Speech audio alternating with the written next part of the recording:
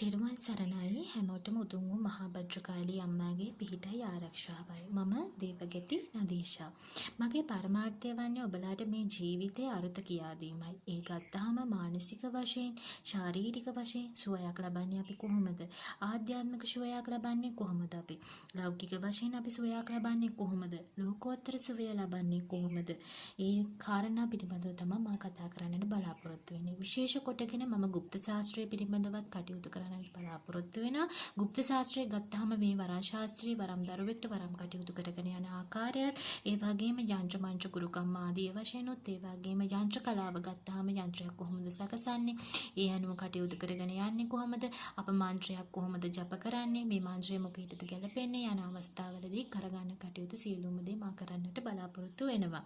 ඉතින් ඔබ සියලුම දෙනා මාසෙක මත සැඳිලා ඉන්න. එතකොට මේ සියලුම විස්තර ඔබට දැනගන්නට පුළුවන්.